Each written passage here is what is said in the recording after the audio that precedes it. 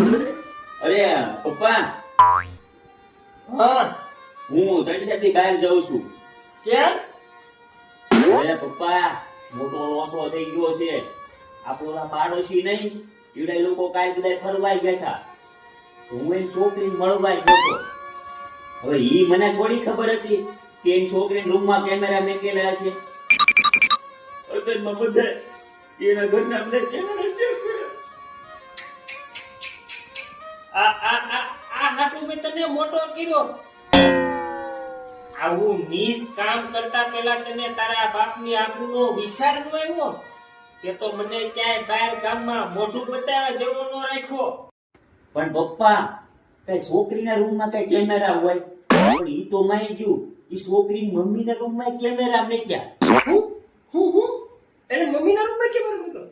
લે બાપ દીકરા બે ના ભેગ એને પામવાને કરે